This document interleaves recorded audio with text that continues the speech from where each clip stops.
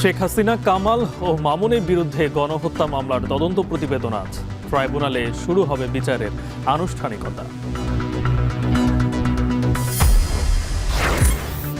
শত চেষ্টাতেও থামছে না ব্যাটারি রিকশার দৌরাত্ম্য। যাত্রীর সুরক্ষায় ইজি বাইকে তৈরি করছে বুয়েটের প্রকৌশলীরা।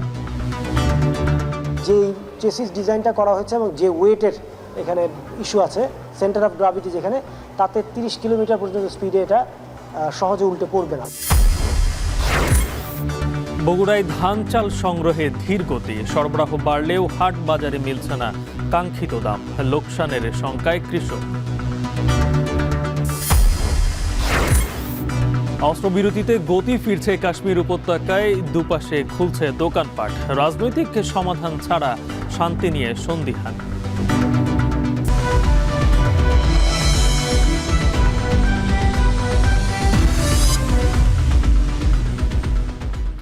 স্বাগত। এখন বাণিজ্যে শুনছিলেন শিরোনাম, সঙ্গে আছি গালিব ইবনে রিয়াজ। জ্যৈষ্ঠের খরতাপে পুড়ছে সারা দেশ, তীব্র তাপ প্রবাহে ঘর থেকে বের হওয়ায় যেন দায়। অসহ্য গরমে হাঁসফাঁস অবস্থা শ্রমজীবী মানুষের। ঠিক তখনই এক পশলা শান্তির বৃষ্টি ছড়িয়ে দিল অনাবিল প্রশান্তি।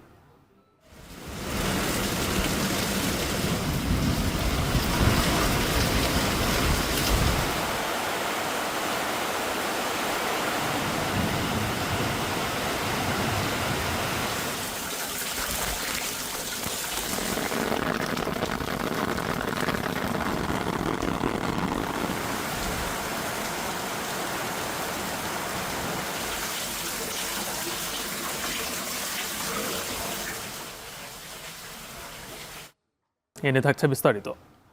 শেখ হাসিনা, আসাদুজ্জামান খান কামাল ও সাবেক আইজিপি চৌধুরী আবদুল্লাহ আল মামুনের বিরুদ্ধে জুলাই গণহত্যার মামলার তদন্ত প্রতিবেদন জমা হবে আজ। আর এর মধ্য দিয়ে শুরু হতে যাচ্ছে ট্রাইব্যুনালের বিচারের আনুষ্ঠানিকতা। চিফ প্রসিকিউটরের কাছে এই তদন্ত প্রতিবেদন দাখিল করা হবে আজ। পরে আনুষ্ঠানিকভাবে এ বিষয়ে বিস্তারিত জানাবেন চিফ প্রসিকিউটর তাজুল ইসলাম।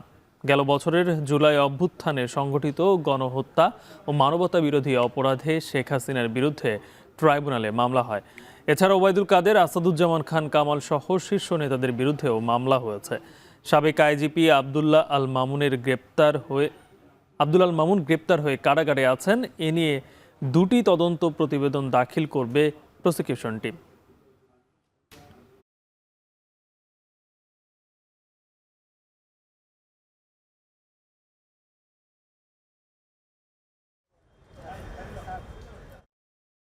আওয়ামী লীগের কার্যক্রম নিষিদ্ধের প্রজ্ঞাপন সোমবারের মধ্যে জারি না হলে আবারও আন্দোলন হবে বলে হুঁশিয়ারি দিয়েছেন জাতীয় নাগরিক পার্টির নেতা হাসনাত আবদুল্লাহ। রোববার রাতে শাহবাগ চত্বরে আওয়ামী লীগকে দল হিসেবে নিষিদ্ধ সহ 3 দফা দাবিতে জুলাই আন্দোলনে এসে একথা জানান তিনি। পরে রাস্তা ছাড়লেও দাবি আদায় অনড় অবস্থানে রয়েছে জুলাইয়ের আহতরা। এর আগে রোববার সকাল থেকেই জুলাই আন্দোলনে আহত ব্যক্তিরা জড়ো হতে থাকেন শাহবাগ এলাকায়। আহতরা বলেন, আন্দোলনের 9 মাস পার হলেও এখনও সুষ্ঠু চিকিৎসা পাচ্ছেন না তারা। অনতিবিলম্বে তারা পূর্ণ চিকিৎসার দাবি জানান। এ সময় জুলাই ঘোষণাপত্র নিয়ে সময় ক্ষেপণের জন্য ফ্যাসিবাদের সহযোগীদের দায়ী করেন জুলাইয়ের আহতরা।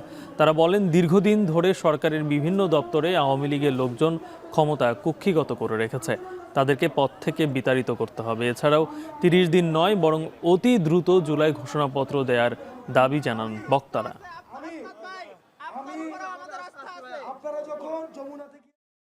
আওয়ামী লীগকে চিরতরে বাংলাদেশ থেকে তার নিবন্ধন বাতিল করতে হবে। নির্বাচনিক যত রকম প্রক্রিয়া আছে সেইগুলোর থেকে তাকে বহিষ্কার করতে হবে। আগামীকাল প্রজ্ঞাপন যদি না দেয়, তাহলে আমরা গতকাল যে ধরনের আন্দোলন করেছি, প্রয়োজনে সারা দেশব্যাপী তার চেয়ে বৃহৎ পরিসরে আন্দোলন করার সক্ষমতা রয়েছে। 2 নম্বর, সরকার বলেছেন জুলাই ঘোষণাপত্র দিবেন। সরকার এর আগেও বলেছেন, কিন্তু কথা রাখে নাই। কিন্তু এই প্রথম সরকার যেটা বলেছেন, সরকার একটা সময় দিয়েছেন, সরকার বলেছেন 30 কর্মদিবস। কোনো কিছুই যেন থামাতে পারছে না ব্যাটারি চালিত অটোরিকশার লাগামহীন দৌরাত্ম্য। সড়কে অন্যান্য গাড়ির রীতিমতো ঘুম হারাম করে ফেলেছে ত্রুটিযুক্ত এই বাহন। নেই সঠিক ব্রেক সিস্টেম, ইন্ডিকেটর ও বৈজ্ঞানিক কাঠামো। প্যাডেল রিকশায় ব্যাটারি আর মোটর লাগিয়ে সড়কে ছেড়ে দেওয়া হচ্ছে এই 3 চাকার বাহন। এমন অবস্থায় বৈজ্ঞানিক কাঠামোযুক্ত ইজি বাইক তৈরি করেছে বুয়েটের একটি দল, যা নিশ্চিত করবে যাত্রীর সুরক্ষা। আরও জানাচ্ছেন তৌহিদুল তারেক। মূল সড়কে অটোরিকশা নিয়ন্ত্রণে পাইলট প্রজেক্ট হিসেবে গেল ঈদের আগে এই রিকশা ট্র্যাপার বসায় প্রশাসন। তবে এর কার্যকারিতা নিয়ে রয়েছে মিশ্র প্রতিক্রিয়া। মডিফিকেশন করা দরকার, আবার দুই পাশেই দরকার। ঠিক আছে, দেখা যাচ্ছে আমরা এই পাশ দিয়ে জিনিসটা কন্ট্রোল করতেছি, বাট উল্টা পাশ দিয়েও মাঝে মাঝে তারা যাওয়ার চেষ্টা করতেছে। প্যাসেঞ্জার নিয়ে যদি উঠা যায়, আপনার দেখা যাচ্ছে চাক্কা লিক হয়ে যায়, চাক্কা বসে যায়, এটার ডরে আমরা চাক্কা এটার জন্য এখান থেকে উঠি না। কাজ হবে এইটা উঠে যে পরিমাণ রিক্সা ঢুকে একটু সমস্যা হয়, স্লিপ খেয়ে ঘুরে যায়, এখন তো ঘুরে গেল। এটা কোনো লাভ হয় না, রিক্সা যাওয়া কি বন্ধ করতে পারছে? কোনো কিছুই যেন থামাতে পারছে না এই অটোরিকশার লাগামহীন দৌরাত্ম্য। প্রযুক্তির ছোঁয়ায় পায়ে চালানো রিকশায় যুক্ত হয়েছে মোটর ও ব্যাটারি। প্যাডেল চালানোর জায়গায় এখন শুধু হাত ঘুরিয়েই দ্রুতগতিতে চলছে রিকশা। কর্মব্যস্ত মানুষও গন্তব্যে পৌঁছাতে বেছে নিচ্ছেন এই অটোরিকশা। তবে অবৈজ্ঞানিক কাঠামো, প্রশিক্ষণহীন ও বেপরোয়া চালক, নিয়মনীতির তোয়াক্কা না করে মূল সড়কে দাপিয়ে বেড়ানোই যেন কাল হয়ে দাঁড়িয়েছে অল্প সময়ে জনপ্রিয়তা পাওয়া যানটির। এমন বাস্তবতায় এই বাহনকে অন্তর্ভুক্ত করেই স্থানীয় সরকার আইন 2009 সংশোধন চলছে। এটার ম্যানুফ্যাকচারিং কিছু যে ডিফেক্টগুলো আছে সেইগুলোকে অ্যাড্রেস করে যাতে একটা সেফ ভেহিকেল হিসাবে দেওয়া যায়, সেই হিসাবে একটা আইনের পরিবর্তন করা হয়েছে স্থানীয় সরকার বিভাগ থেকে। এটা হয়তো সীমিত আকারে হয়তো নির্দিষ্ট করে দেওয়া হবে যে কোন কোন স্থানে চলবে, কারা কারা চলবে এবং তাদের লাইসেন্স থাকবে কিনা বা তাদের ট্রেনিং থাকবে কিনা সব কিছু বলা হবে। এদিকে নীতিমালার অংশ হিসেবে দুর্ঘটনা ও যাত্রীর নিরাপত্তা বিবেচনায় এই যানের একটি বৈজ্ঞানিক কাঠামো তৈরি করেছে বাংলাদেশ প্রকৌশল বিশ্ববিদ্যালয় বুয়েটের যন্ত্রকৌশল বিভাগের একটি দল। অধ্যাপক মোহাম্মদ এহসানের নেতৃত্বে 6 সদস্যের গবেষক দল এতে যুক্ত করেছে হাইড্রোলিক ব্রেক, ইন্ডিকেটর সহ নতুন 16টি ফিচার। আমরা প্রায় 16টা মেকানিক্যাল এবং ইলেকট্রিক্যাল চেঞ্জ এখানে ইন্ট্রোডিউস করেছি। 3 চাকায় হাইড্রোলিক ব্রেকিং সিস্টেমটা রেখেছি। এতে আমাদের কিছুটা কস্ট বেড়েছে, কিন্তু আমাদের মনে হচ্ছে একটা বড় বিপদের হাত থেকে আমরা অনেকটা সেফ হব। সো আমরা চেসিসের একটা ফ্রেমের ডিজাইন করে দিয়েছি, মিনিমাম কত থিকনেস থাকবে, কি ধরনের স্ট্রেংথ থাকতে হবে। ডিপিং ফাংশনটা আছে, অর্থাৎ লাইটটা কাছে দূরে করা যায়। সো গাড়িতে একটা লাইটে যে সুবিধা আমরা পাই, ওই সুবিধাগুলো আমরা এই লাইটটা থেকে পাবো। আমরা বোথ ড্রাইভার এবং প্যাসেঞ্জারের দুই পাশে আমরা হাফ ডোর ইন্ট্রোডিউস করেছি। সর্বোচ্চ 30 কিলোমিটার গতিতে চলবে এই ইজি বাইক। গতির সাথে তাল মিলিয়ে রাখা হয়েছে 3টি হাইড্রোলিক ব্রেক। এতে ব্যবহৃত মোটরটি কাজ করবে জেনারেটরের মতো। প্রতি ব্রেকে তৈরি হবে বিদ্যুৎ। যে চেসিস ডিজাইনটা করা হয়েছে এবং যে ওয়েটের এখানে ইস্যু আছে, সেন্টার অফ গ্র্যাভিটি যেখানে, তাতে 30 কিলোমিটার পর্যন্ত স্পিডে এটা সহজে উল্টে পড়বে না বা সেরকম অ্যাক্সিডেন্ট হওয়ার চান্স অনেক কম। এই মডেলটি তৈরিতে খরচ পড়বে প্রায় 1.5 লাখ টাকা, যা এখন রাস্তায় চলা ইজি বাইক থেকে কিছুটা বেশি। তবে নিরাপত্তা নিশ্চিতে ও দুর্ঘটনা রোধে এর বিকল্প নেই বলে জানান এই অধ্যাপক। 70,000 টাকা খরচ করে যদি 500 টাকা উঠাতে পারি, তা আমার 1.5 লাখ টাকা কেন আমি যাব? কিন্তু ওই জায়গায় তো সরকারের রোলটা। দেশের অন্যতম সমাদৃত প্রকৌশল বিশ্ববিদ্যালয় বুয়েটের তৈরি এই বিজ্ঞানসম্মত ইজি বাইকটি সড়কে কমাবে দুর্ঘটনা, নিশ্চিত করবে যাত্রীর নিরাপত্তা। তবে মডেলটির এই সেবা যাত্রী পর্যন্ত পৌঁছে দিতে প্রয়োজন সরকারের সদিচ্ছা ও সুব্যবস্থাপনা। তৌহিদুল তারেক, এখন, ঢাকা। আবহাওয়া অনুকূলে থাকায় আর কৃষকের ঘাম ঝরানো পরিশ্রমে এবার বগুড়ায় বোরোর ফলন হয়েছে বেশ। তবে হলে কি হবে? ভরা মৌসুম হওয়ায় হাট বাজারে মিলছে না কাঙ্ক্ষিত দর। বাম্পার ফলনের সুযোগ কাজে লাগিয়ে লাভের বড় অংশ নিয়ে নিচ্ছে মধ্যস্বত্বভোগী। নগদ টাকার প্রয়োজনে কৃষককেই তাই কম দামে বিক্রি করতে হচ্ছে তার কষ্টের ফসল। এদিকে সরকারিভাবে ধান চাল সংগ্রহ কার্যক্রমের উদ্বোধন হলেও পুরো দমে ধান কেনা শুরু হয়নি। বগুড়া থেকে আরও জানাচ্ছেন মাজিদুর রহমান। বগুড়ার বিস্তীর্ণ মাঠ ধারণ করেছে সবুজাভ সোনালী বর্ণ। কষ্টার্জিত সোনালী ফসল ঘরে তুলতে তীব্র গরম উপেক্ষা করে কৃষকের দিনভর ব্যস্ততা। জেলায় চলতি মৌসুমে তেমন বৈরী আবহাওয়া না থাকায় ফলন বেশ ভালোই হয়েছে। কৃষকের অভিযোগ, ঘাম ঝরিয়ে ফসল ফলালেও লাভের অংশে বেশিরভাগই যায় মধ্যস্বত্বভোগী ও ব্যবসায়ীদের ঘরে। তাই উৎপাদন খরচ বিবেচনায় নিয়ে ন্যায্য দাম নিশ্চিতের দাবি কৃষকের। বাজারের যে অবস্থা এখন বেশি লজ যাবে, আর সরকার যদি আসে যদি পাড়া মহল্লায় যদি কিনতো তাহলে 2 টাকা লাভ পাতো। এই জন্য কিষাণ পাট দিয়েতে আমাকে এখন বর্তমানে লজ যাবে। সরকার যে দামটা বেঁধে দিচ্ছে এই দামে যদি আমরা ধান বিক্রয় করতে পারি তাহলে আমাদের মোটামুটি লাভ হবে। বগুড়ার হাট বাজারগুলোতে এরই মধ্যে আসতে শুরু করেছে নতুন ধান, তবে দাম কিছুটা কম। নন্দীগ্রামে রনবাগা হাট ঘুরে দেখা যায় প্রতিমন মোটা ধান 1100 টাকায় এবং চিকন ধান বিক্রি হচ্ছে 1380 টাকা মন দরে। নতুন ধান বাজারে আসায় কমেছে পুরনো ধানের দাম। আগে ছিল 2000-2100 পুরান ধান, মানে এই চিকনটা। এখন নতুন ধান ওঠার কারণে দাম কমে গেছে। ব্যাপক খরচা, কাটার দাম 7000 টাকা বিঘে, ঔষধ বিঘেকে 5000 পড়ে গেছে। আবার হচ্ছে লাগানি আছে, হাল আছে, চাষ আছে। সরকার কিনবে যে মোটা ধান হাইব্রিড হীরা 2, এই ধানটা বাজারে এখন বিক্রি সুলানা উঠেনি, কিন্তু উঠিছে হালকা পাতলা। এই ধানটা বিক্রি হচ্ছে 1100 থেকে 1150 পরিমাণ। চলতি বড় মৌসুমে জেলা জুড়ে 36 টাকা কেজি দরে 12,000 টন ধান এবং 49 টাকা কেজি দরে 80,000 টনের বেশি চাল সংগ্রহ করবে খাদ্য বিভাগ। এরই মধ্যে গেল 24 এপ্রিল সরকারিভাবে ধান চাল সংগ্রহ কার্যক্রম উদ্বোধন করা হলেও এখনও শুরু হয়নি ধান কেনা। এতে সংগ্রহের লক্ষ্য পূরণ হওয়া নিয়ে শঙ্কা থাকলেও খাদ্য বিভাগ বলছে ভিন্ন কথা। প্রায় 12 টনের মতো আমাদের প্রকিউরমেন্ট হয়েছে, তো আশা করি যে নেক্সট উইক থেকে কিংবা 8-10 দিন পর থেকে প্রয়োজন হবে এবং আমরা আশা করি যে শতভাগ অর্জন করতে সফল হব ইনশাল্লাহ। বগুড়ায় 1,83,600 হেক্টর জমিতে এবার বড় চাষ হয়েছে, যেখান থেকে প্রায় 7 লাখ টন চাল উৎপাদনের লক্ষ্য কৃষি বিভাগের। মাজেদুর রহমান, এখন বগুড়া।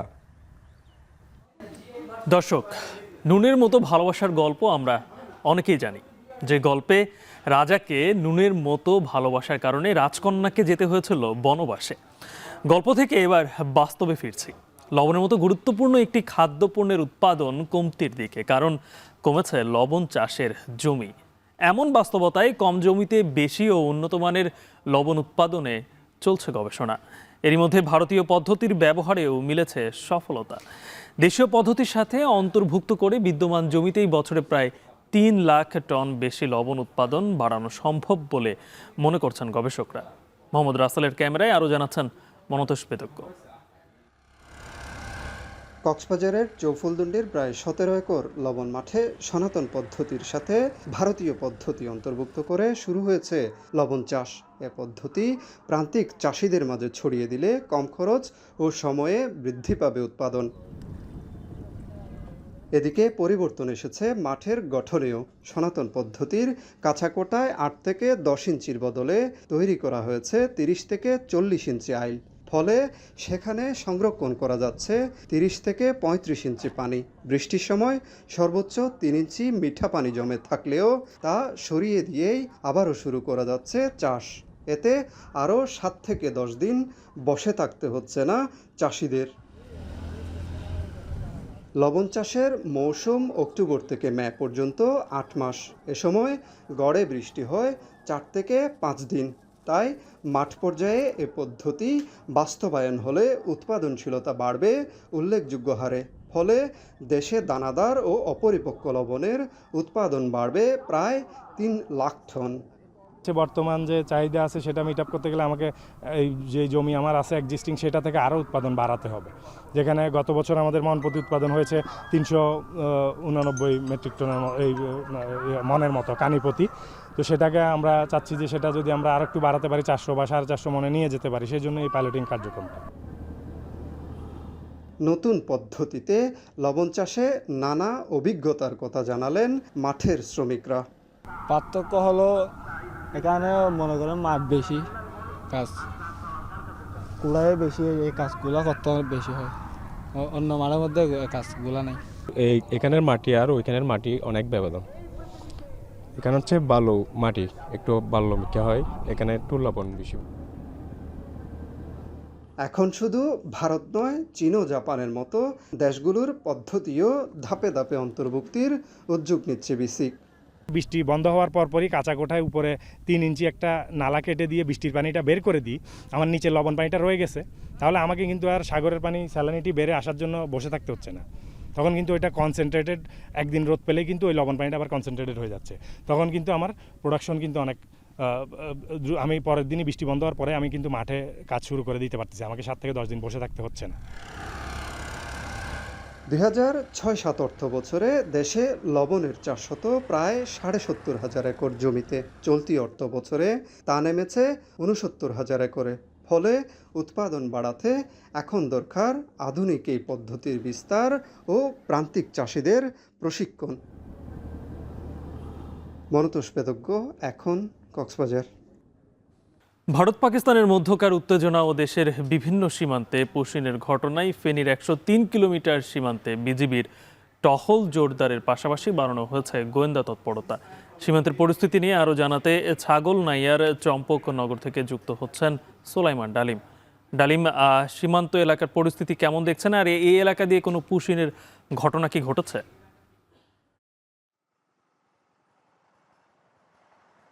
গালিব, বর্তমান সময়ের একনল হ্যান্ড ওয়াশ 100% প্যারাবেন ফ্রি, তাই নিরাপদ হাতের জন্য আস্থা রাখুন একনলে।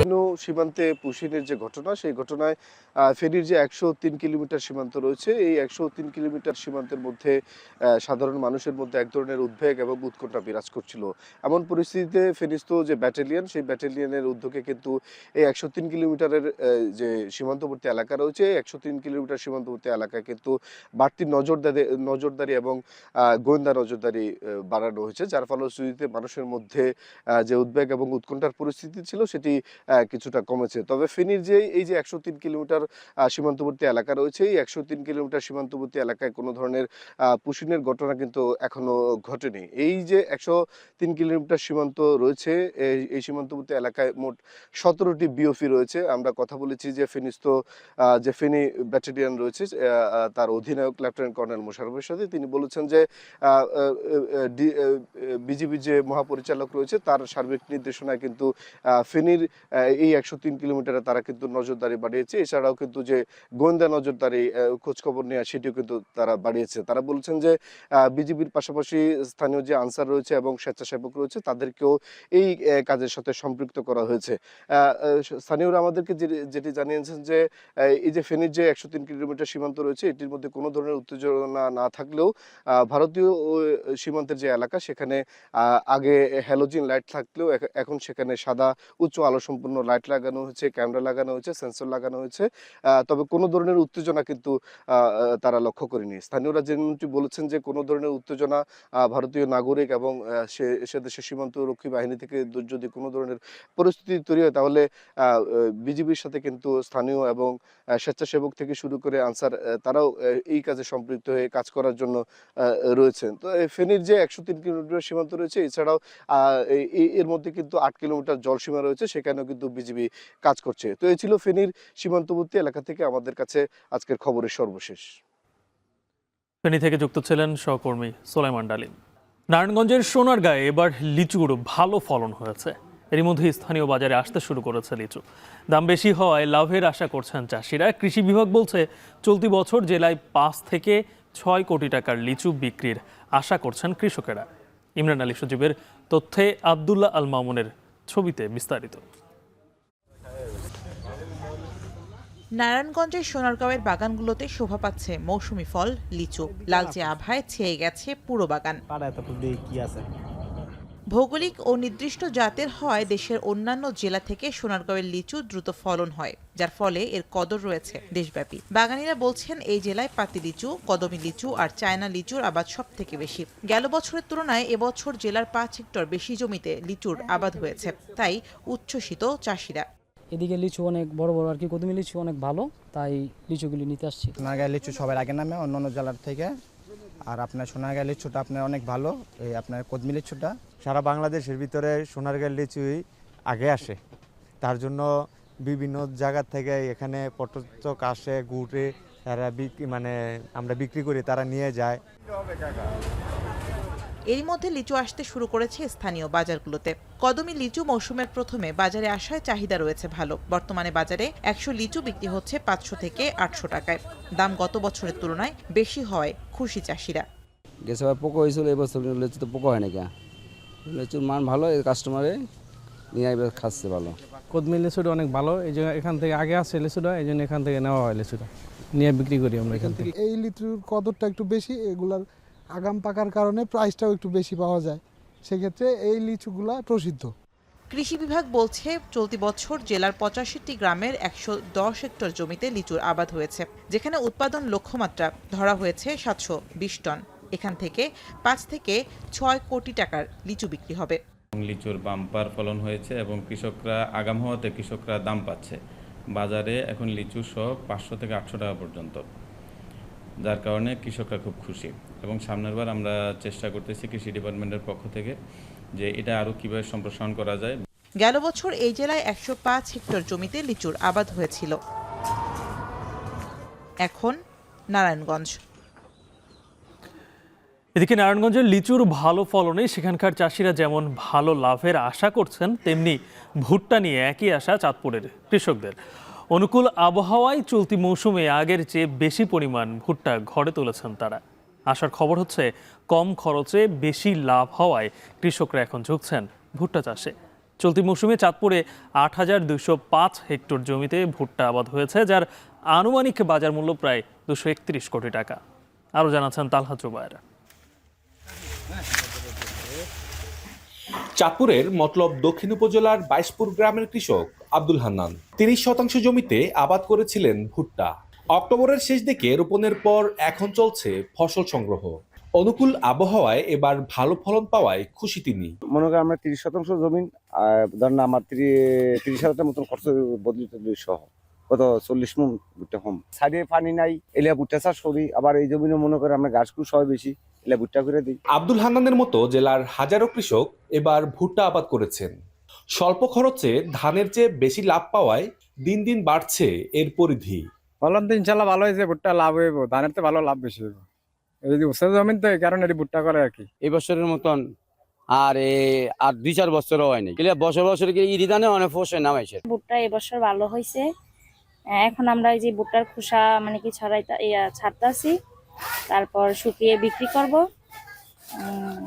যদি নাকি সঠিক দাম পাই তাহলে আমরা মানে কি আমাদের কষ্টটা মানে কি সফল হইবে। এমন অবস্থায় জেলায় ধানের উৎপাদন যাতে ব্যাহত না হয় সেজন্য অনাবাদি ও পতিত জমিতে ভুট্টা চাষের পরামর্শ দিচ্ছেন কৃষি কর্মকর্তা।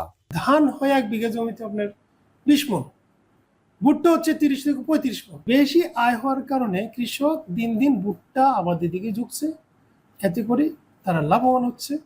তা আমরা কৃষকদেরকে এবার 2 আঙ্গিকে কথা বলতেছি যে ভুট্টা উৎপাদন করলে হবে না, আমাদের পাশাপাশি ধান উৎপাদন করতে হবে।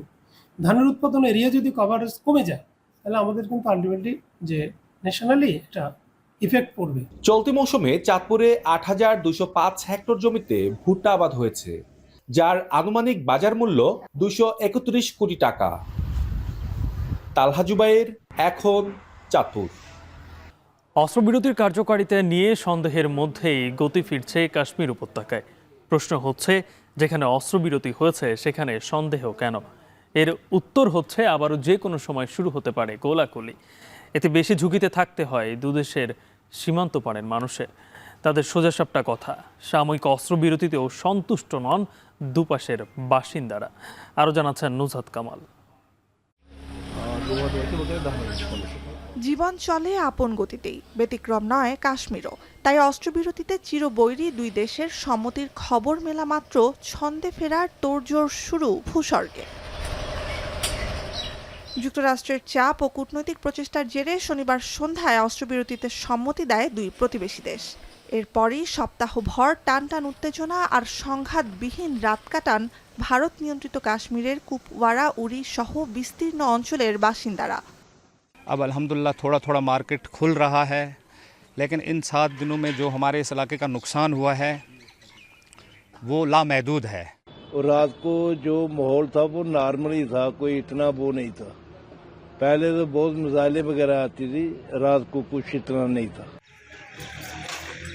পাকিস্তান নিয়ন্ত্রিত কাশ্মীরে রোববার থেকেই দোকানপাট খুলতে শুরু করে। বিরামহীন গোলাবর্ষণের ক্ষত সীমান্তের চাকঠি গ্রাম জুড়ে। ক্ষয়ক্ষতি যাচাই করে কাজ শুরু করছেন স্থানীয় ব্যবসায়ীরা। আপাতত পরিস্থিতি স্বাভাবিক বলে মনে হলেও সহিংসতা থেকে বাঁচতে ভিটেমাটি ছেড়ে যাওয়া অনেকেরই সংশয় ফেরা নিরাপদ হবে কিনা।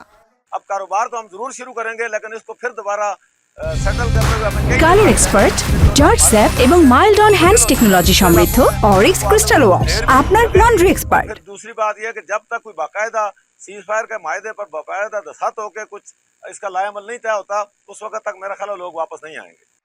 কাশ্মীর সীমান্তের দুপাশে গোলাবর্ষণ বন্ধে সম্মত হয়েছে দুই পরাশক্তি ঠিকই, কিন্তু সীমান্ত নিয়ে কয়েক দশকের পুরনো বিতর্কের রাজনৈতিক সমাধান ছাড়া শান্তি টিকবে কতদিন তা নিয়ে সন্দিহান বাসিন্দারা।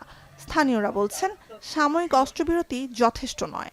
आलमी दुनिया से अपील करूंगा कि अगर वाकई आप अमन चाहते हो, आप दोनों मुल्कों को जो कि एटमी मुल्क हैं उनके दरमियान जंगबंदी चाहते हो तो फिर कश्मीर का मसला फौरी हल करना होगा। सीजफायर तो कहते हैं कि अच्छी बात है, अगर मोदी सीधे तरीके से कश्मीर को आज़ाद कर देता है, छोड़ देता है तो वो बेहतर चीज़ है। अगर जंग के बाद अगर वो कश्मीर खाली करे तो इस तरह उसकी भी आवाम महफूज रहेगी और हमारे भी छोटे बच्चे बातचीत से ये फैसला करते तो ये सबसे बेहतर है। अगर वो नहीं करेगा तो फिर अल्लाह ताला की मदद से हम खुद पूरी कश्मीरी कौम जहाद करेगी। পেহেলগামে সন্ত্রাসী হামলায় ২৬ পর্যটককে নিহতের ঘটনায় সীমান্তে ২ সপ্তাহ গোলাগুলির পর গেল বুধবার সরাসরি যুদ্ধে জড়ায় ভারত ও পাকিস্তান। এরপর শনিবার আসে সাময়িক অস্ত্রবিরতির ঘোষণা। প্রায় ৩ দশকের মধ্যে সবচেয়ে রক্তক্ষয়ী ৪ দিনের সহিংসতায় মিসাইল, ড্রোন ও বিমান হামলা চালিয়েছে দুই দেশ। প্রাণ গেছে অর্ধশতাধিক মানুষের। নুজহাত কামাল, এখন বিশ্ব। মার্কিন মধ্যস্থতায় ভারত পাকিস্তান যুদ্ধ বন্ধ হলেও থামেনি কথার যুদ্ধ। পাকিস্তানের সার্জিক্যাল স্ট্রাইক পরিচালনার দাবি করলেন ভারতের প্রতিরক্ষা মন্ত্রী। তবে ক্ষয়ক্ষতি যুদ্ধের অংশ উল্লেখ করে পাকিস্তানের পাল্টা হামলায় 5টি যুদ্ধবিমান ধ্বংসের কথা এড়িয়ে গেল ভারতের মিলিটারি অপারেশনস। অন্যদিকে অপারেশন বুনিয়ান উন মারসুস মাধ্যমে ভারতে 26টি সামরিক ও সন্ত্রাসী লক্ষ্যবস্তুতে হামলার দাবি ইসলামাবাদের। আরও জানাচ্ছেন তৌহিদুর রহমান। যুদ্ধবন্ধের একদিন পেরিয়ে গেল প্রায় 4 দিনের সংঘাত ইস্যুতে কথার যুদ্ধ এখনও থামেনি ভারত পাকিস্তানের। একদিকে ভারত বলছে পাকিস্তানের করাচি বন্দরেও আক্রমণের জন্য প্রস্তুত ছিল তাদের নৌসেনারা, অন্যদিকে ভারতীয় যুদ্ধজাহাজকে সমুদ্রসীমা লঙ্ঘন করতে বাধা দেওয়ার দাবি পাকিস্তানের নৌবাহিনীর। এমনকি যুদ্ধবন্ধে পাকিস্তান অনুরোধ করেছে, নয়াদিল্লির এমন দাবি নাকচ করেছে ইসলামাবাদ। নিজেদের সফলতার কথা তুলে ধরেছেন পাকিস্তানের সামরিক মুখপাত্র ও সেনাবাহিনীর গণসংযোগ পরিদপ্তরের মহাপরিচালক। 10 মে ভোর রাতে অপারেশন বুনিয়ানুল মারসুসের মধ্য দিয়ে সন্ত্রাসবাদ উস্কে দেয়া এবং বেসামরিক নাগরিকদের উপর হামলার সাথে জড়িত ভারতীয় 26টি সামরিক লক্ষ্যবস্তু ও সন্ত্রাসী স্থাপনায় পাল্টা হামলার দাবি করা হয়। এর আওতায় ছিল জম্মু কাশ্মীর এবং ভারতের মূল ভূখণ্ডও। পাকিস্তানের সাথে সন্ত্রাসবাদের কোনো সম্পর্ক নেই বলেও জানান। BrahMos tourist facilities at Beas and Nagrota were also destroyed, which had fired missiles on Pakistan, killing innocent civilians, our flower-like children, our ladies and our elderly. এছাড়াও পাকিস্তানের কোনো পাইলট ভারতে আটক নেই এবং ভারতীয় কোনো পাইলট পাকিস্তানে আটক নেই বলেও নিশ্চিত করেছেন পাকিস্তানের সামরিক মুখপাত্র। পাকিস্তান ও ভারতের মধ্যে কাশ্মীর সমস্যা বিরোধের কেন্দ্রবিন্দু বলেও দাবি করেন তিনি। এদিকে 7 মে রাতে পাকিস্তানে অপারেশন সিন্দুরের মধ্য দিয়ে 10 মে যুদ্ধ বন্ধের আগ পর্যন্ত নিজেদের সফলতার দাবি নয়াদিল্লির। ভারতীয় বাহিনীর গর্জন সীমান্ত এলাকা ছাড়াও পাকিস্তানের সেনাবাহিনীর সদর দপ্তর রাওয়ালপিন্ডি পর্যন্ত পৌঁছেছে বলে দাবি করেন দেশটির প্রতিরক্ষামন্ত্রী। जब हमारी सेना ने पाकिस्तान में घुसकर सर्जिकल स्ट्राइक की, पुलवामा के बाद देखा जब बालाकोट पर एयर स्ट्राइक की गई। ब्रह्मोस सिर्फ एक हथियार नहीं है बल्कि यह अपने आप में एक मैसेज है। मैसेज हमारी आर्म्ड फोर्सेस के स्ट्रेंथ का है। প্রায় 4 দিনের সংঘাতে পাকিস্তানের 35 থেকে 40 জন সেনা এবং শতাধিক সন্ত্রাসী নিহত হয়েছে বলে দাবি ভারতের। এছাড়া আক্রমণের সময় নিজেদের 5 সৈন্য হারানোর দাবি নয়াদিল্লির। এক সংবাদ সম্মেলনে বিষয়টি জানান দেশটির মিলিটারি অপারেশনসের মহাপরিচালক লেফটেন্যান্ট জেনারেল রাজীব ঘাই। তবে পাকিস্তানের প্রতিরোধে 3টি রাফাল সহ 5টি যুদ্ধবিমান ধ্বংসের বিষয়ে সাংবাদিকরা প্রশ্ন করলে তা এড়িয়ে যান তিনি। স্পষ্ট কোনো তথ্য না দিয়ে ক্ষয়ক্ষতি যুদ্ধের অংশ বলে মন্তব্য করেন তিনি। Pakistan Army has reported to have lost. আপাতত কোনো সংঘাতের শঙ্কা না থাকায় সোমবার থেকে পুনরায় চালু হয়েছে পাকিস্তানের পাঞ্জাবের স্কুলগুলো। তৌহিদুর রহমান, এখন বিশ্ব মা দিবসে সারা বিশ্বের মায়েদের নিয়ে নানা আয়োজন হলেও দৃশ্যপটে ভিন্ন যুদ্ধক্ষেত্রে সন্তানের সাথে বিচ্ছেদ কোন মাকে কাঁদিয়েছে বেশি? গাজা সীমান্তের ওপারে সন্তানের অপেক্ষায় থাকা অর্ধশত ইসরায়েলি জননী অন্তত জানেন যে ছেলে বেঁচে আছে। অন্যদিকে সন্তানকে বাঁচাতে তাদের মুখে এক মুঠো খাবার তুলে দিতে লাখো ফিলিস্তিনি মায়ের সংগ্রাম ছাড়িয়েছে গঞ্জনার সব সীমা। এমন অদম্য মায়েদের গল্প শুনবো নুজহাত কামালের কাছে।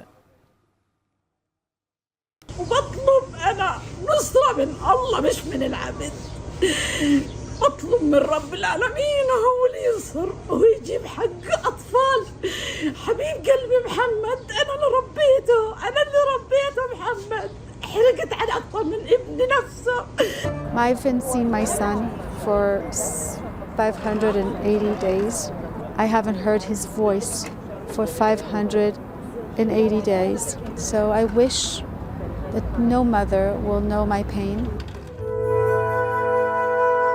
সীমান্তের দুপাশে দুজন মা, একজন চোখের সামনে ছেলে নাতি সহ পুরো পরিবারের নির্মম মৃত্যুর সাক্ষী, সহায় সম্বল হারিয়ে নিঃস্ব ফিলিস্তিনি নারী। অন্যজন ইসরায়েলি মা, যিনি 1.5 বছর ধরে সন্তানকে চোখে না দেখলেও অন্তত এটুকু জানেন যে সন্তান বেঁচে আছে, আশায় আছেন একদিন সন্তান ফিরবে। First of all, to hug him very strong, and I want to tell him that I love him. This is the most important that he needs to know, that we love him. واليوم عملوا جريمة كبيرة، بدل الجريمة 4 جرائم اليوم. عشان ايش هذا كله؟ مش حرام؟ كلهم بيشتغلوا هدول، بدوروا على رزق اولادهم. هم بقتلوا في الابرياء ليش؟ اللي بدهم اياه يقتلوا احنا شلنا فيهم. কোন দাড়িপাল্লায় মেপে বলা সম্ভব যে সন্তানের সাথে বিচ্ছেদ কোন মাকে বেশি কাঁদিয়েছে? দশকের পর দশক ধরে ফিলিস্তিনে ধ্বংসযজ্ঞ নতুন কিছু না হলেও আগ্রাসন চালানো ইসরায়েলের জন্য অবশ্য এ এক নতুন অভিজ্ঞতা। 2023 সালের 7 অক্টোবর ইসরায়েলি ভূখণ্ডে হামাসের হামলায় নিহত হয় 1200। অপহৃত অর্ধশতাধিক এখনও বন্দী। 1.5 বছর ধরে ইসরায়েলি মায়েরা অপেক্ষায় সন্তান ফেরার। My son is being tortured every day. My son is being starved. He's held by chains in his legs, and he has a life-threatening injury. He has shrapnel nails all over his body and in his eye, and he can't see in one eye. My son is in terrible conditions. অন্যদিকে 7 অক্টোবরের হামলার প্রতিশোধ হিসেবে গাজায় 1.5 বছরের বেশি সময় ধরে ইসরায়েলি আগ্রাসনে প্রাণ গেছে প্রায় 53,000 ফিলিস্তিনির, যাদের বেশিরভাগই নারী ও শিশু। মধ্যপ্রাচ্যে এই নির্মমতার মধ্যেই প্রতি বছরের মতো মে মাসের 2য় রোববার উদযাপিত হলো বিশ্ব মা দিবস। সারা বিশ্বে মায়েদের ভালোবাসা, আত্মত্যাগ আর অবদানের স্বীকৃতির দিন এটি। দেশে দেশে সন্তানেরা মায়েদের প্রতি এদিন ভালোবাসা জানালেও দৃশ্যপট ভিন্ন গাজার যুদ্ধক্ষেত্রে। কখনো সন্তানের মৃত্যুতে, কখনো ভূমিষ্ঠ হওয়ার পর থেকে অপুষ্ট ক্ষুধার্ত সন্তানের মুখে খাবার তুলে দিতে না পারা ফিলিস্তিনি মায়েদের হাহাকারে কান পাতা দায় অবরুদ্ধ গাজা উপত্যকায়। لدرجة إنه كان نفسي أصرخ للعالم كله انقذوا بنتي من الموت، انقذوا، وعملت مناشدات وطلعت في مناشدات عشان ينقذوا بنتي، بس ما حدش يعني فيش إشي ناكله، فيش طحين ولا في أكل ولا شرب। বান্ডেল থাকলে প্রতি সেনমানিতে টাকা বাঁচবে। বিকাশ সেনমানি বান্ডেল কিনে জিতুন প্রতি লেনদেনে। সুস্থ পরিবেশে সন্তানকে বড় করার চিন্তা তো দূর, যুদ্ধ সংঘাতে সন্তানকে বাঁচিয়ে রাখাই দায় ফিলিস্তিনি মায়েদের জন্য। কয়েক দশকের ইসরায়েলি আগ্রাসনে খালি হয়েছে লাখ লাখ ফিলিস্তিনি মায়ের বুক। বাকিদের সন্তান প্রজন্ম থেকে প্রজন্ম বেড়ে উঠছে রাষ্ট্রহীন নাগরিক হয়ে। নিজ দেশে কিংবা ভিন দেশে শরণার্থী হয়ে বেঁচে থাকা লাখো ফিলিস্তিনির জন্মলগ্ন থেকেই অনিশ্চয়তাই জীবনের একমাত্র নিশ্চয়তা। নুজহাত কামাল, এখন বিশ্ব। লজিক ছাড়া ক্রিকেট খেলে ক্রিকেটাররা। আমিরাতের সিরিজের আগে প্রেস কনফারেন্সে এভাবে মতামত জানিয়েছেন জাতীয় দলের সিনিয়র সহকারী কোচ মোহাম্মদ সালাউদ্দিন। এছাড়াও লিটনের ক্যাপ্টেন্সি, শান্তকে টি-20 স্কোয়াডে রাখা এবং মিরাজের না থাকার ব্যাখ্যাও দিয়েছেন তিনি। তবে পাকিস্তান সিরিজ নিয়ে তিনি বলছেন দল প্রস্তুত, তবে সফর নিয়ে সিদ্ধান্ত নেবে বাংলাদেশ ক্রিকেট বোর্ড। আরও জানাচ্ছেন আরিফুল ইসলাম সাহাব। পাকিস্তান সিরিজের নির্ধারিত 5টি টি-20 আইসিসির এফটিপির অংশ। তবে বর্তমান পরিস্থিতিতে চলছে সিরিজটির ভবিষ্যৎ। আরব আমিরাতের বিপক্ষে সিরিজের আগে তাই পাকিস্তান সফর নিয়ে অবধারিত প্রশ্নের উত্তরই দিতে হলো মোহাম্মদ সালাউদ্দিনকে। দেখুন, এটা তো আমাদের বোর্ড না, এটা আসলে বোর্ড ডিসাইড করবে এবং দুইটার বোর্ড মিলিয়ে আসলে ডিসাইড করবে আসলে সিরিজটা হবে কি হবে না। আমরা আমাদের প্রিপারেশন নিচ্ছি, যেহেতু আমাদের সামনে এশিয়া কাপ আছে, ওয়ার্ল্ড কাপ আছে, সেটার উপর ভিত্তি করে আসলে আমরা ট্রেনিংটা হচ্ছে। এটাও আমাদের একটা পার্ট অফ দ্য সিরিজ ছিল, যেখানে আসলে আমরা কীভাবে কী করতে পারি, কোন জায়গায়গুলো আমাদের ইমপ্রুভ করতে হবে। বাট সিরিজের ব্যাপারে আসলে আমরা তো রেডি আছি, এখন বাকিটা আসলে বোর্ড জানে, তারা ডিসাইড করে আসলে কী হবে না হবে। গত কিছুদিন ধরেই মাঠের ক্রিকেটে নিম্নমুখী পারফরমেন্স জাতীয় দলের দ্রুত সমাধানের প্রক্রিয়ার কথা জানিয়েছেন কোচ। পাশাপাশি টিম কম্বিনেশনে অলরাউন্ডার সংকট নিরসনের রাস্তাও দেখিয়েছেন তিনি। খেলাটা তো আসলে মাথায়, আমরা কীভাবে আসলে ক্যালকুলেশন করতেছি, আমরা কি লজিক্যাল ওয়েতে ক্রিকেট খেলতেছি কিনা। আমরা মনে হয় মাঝে মাঝে লজিক ছাড়া ক্রিকেট খেলি, সমস্যাটা আসলে মাথায়। তো আমরা ওই জায়গাটা কীভাবে ইমপ্রুভ করা যায় অলরেডি আমরা কাজ শুরু করছি। এটা নিয়ে আমাদের আরো অনেকদিন ভুগতে হবে, স্পেশালি হোয়াইট বলে আমাদের এই জায়গাটা আমাদের অভাব আছে। যেহেতু অলরাউন্ডার অবস্থা, আমাদেরকে অলরাউন্ডার সুযোগ দিতে হবে। যারা ছোটখাটো অলরাউন্ডার আছে তাদেরকে তাড়াতাড়ি কিন্তু উপরে নিয়ে আসতে হবে। মোহাম্মদ সালাউদ্দিনের ভাষায় বাংলাদেশে ক্যাপ্টেন্সি করা চ্যালেঞ্জিং। ক্ষেত্র বিশেষে পরিপূর্ণ স্বাধীনতা পান না ক্যাপ্টেন। লিটনের ক্যাপ্টেন্সি, শান্ত মিরাজদের টি-20তে থাকা না থাকার ব্যাখ্যাও দিয়েছেন সালাউদ্দিন। আমরা সবাই মিলে পারফর্ম করি না, এটা একটা বড় দিক। যেহেতু আমরা পারফরমেন্স, আমার যদি ভালো অনেক পারফর্মার থাকতো তাহলে কিন্তু ক্যাপ্টেন্সি করাটা অনেক বেশি সহজ। উইকেট বলেন, বলার হ্যান্ডলিং বলেন, টিম হ্যান্ডলিং বলেন, সব কিছুই তার একটা, আমি মনে করি যে এটা তার একটা স্ট্রেংথ। মিডল ওভারে আমাদের স্পিন যারা ভালো খেলে তাদের দিকে আমাদের একটু ফোকাস করা হয়েছে। মিরাজ বিশ্বের one of the best allrounder, সেটা আমাদেরও তার জন্য খুব, সে যদি খেলতে পারতো সেটা আমাদের জন্য ভালো হতো। বাংলাদেশ ক্রিকেটে সমস্যার শেষ নেই, যার উৎকৃষ্ট উদাহরণ ফেভারিট ফরম্যাট ওয়ানডে ক্রিকেটে র্যাঙ্কিংয়ে অবনমন। তাই নড়বড়ে অবস্থানে থাকা টি-20 নিয়ে শঙ্কা থেকেই যায়। তবে সিনিয়র সহকারী কোচ সালাউদ্দিন তো ইতিহাসে বিশ্বাসী নন। হিস্ট্রি নিয়ে আমি খুব একটা ভাবি না। আরিফুল ইসলাম সাহাব, এখন, ঢাকা। এখন বাণিজ্যের শিরোনামগুলো আরও একবার।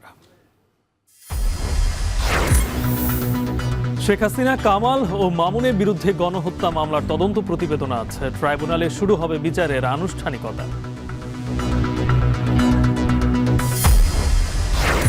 শত চেষ্টাতেও থামছে না ব্যাটারি রিকশার দৌরাত্ম্য। যাত্রীর সুরক্ষায় ইজি বাইকে তৈরি করছে বুয়েটের প্রকৌশলীরা। যে চেসিস ডিজাইনটা করা হয়েছে এবং যে ওয়েটের এখানে ইস্যু আছে, সেন্টার অফ গ্রাভিটি যেখানে, তাতে 30 কিলোমিটার পর্যন্ত স্পিডে এটা সহজে উল্টে পড়বে না। বগুড়ায় ধান চাল সংগ্রহে ধীর গতি, সরবরাহ বাড়লেও হাট বাজারে মিলছে না কাঙ্ক্ষিত দাম। লোকসানের শঙ্কায় কৃষক।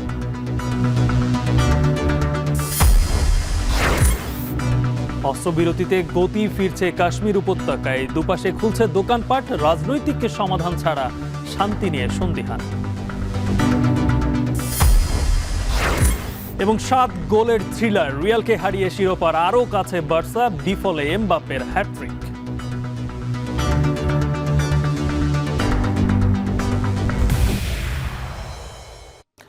এই ছিল এখন বাণিজ্যের আয়োজন। এখন টেলিভিশন ওয়েবসাইটে দেখতে ভিজিট করুন এখন.tv। ফেসবুকে চোখ রাখুন facebook.com/tv.এখন। আর ইউটিউবে লাইভ দেখতে ভিজিট করুন youtube.com/c/echontv।